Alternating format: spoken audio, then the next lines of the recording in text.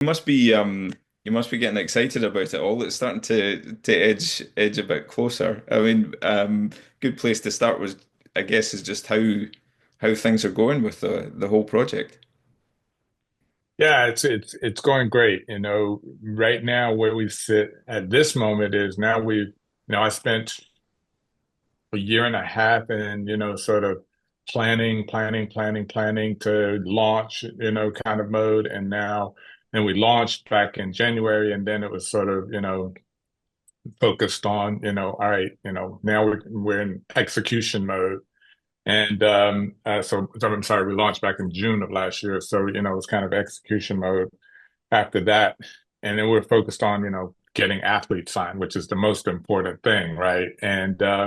So, we got that done, which was, yeah, if you look back before we even launched, the biggest thing the biggest challenge for us was always going to be getting athletes to commit to, you know, competing against their primary rivals four times, in a year and committing to that in advance. That was always going to be the biggest challenge.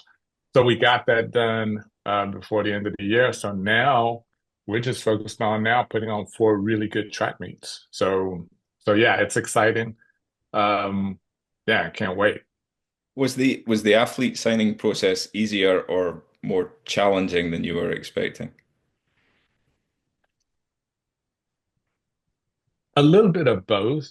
I think, I always knew that before launching this and before even deciding to actually, go and build this business, I always knew that this is what athletes have been wanting, and been begging for, screaming for, like, hey, we want, more pay. We want our sport to look like other professional sports.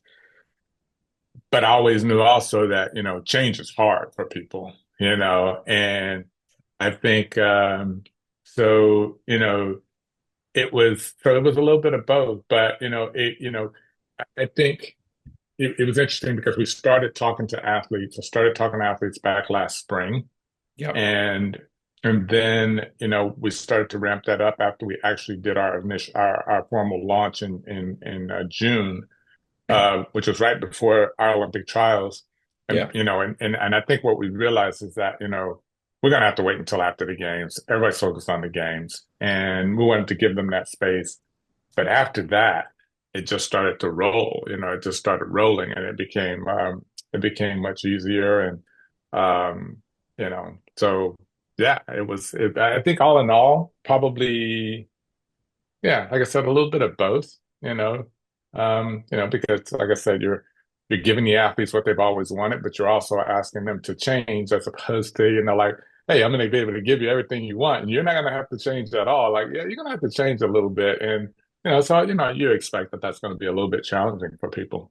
Yeah. Has there been much resistance sort of from within the sport, whether that's, you know, people that you need to work with to get these things in place, whether that's scheduling, whether that's athletes. As you say, people don't necessarily like change.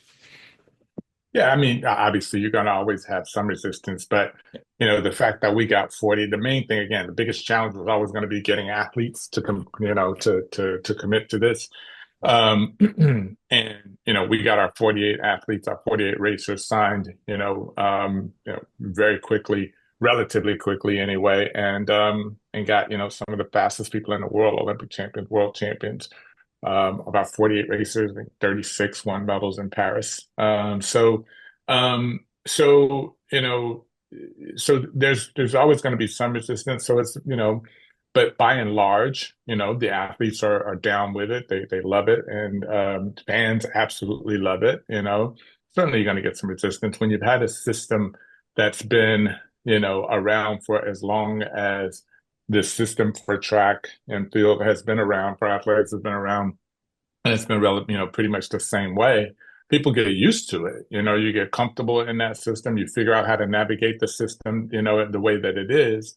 So, when you change things, yeah, you're going to have some people that are going to think, and feel like, oh, yeah, I'm not crazy about the old system, but I know it and I know it well and I know how it works. And now I've got to, change how I operate. And I'm not sure I want to do that.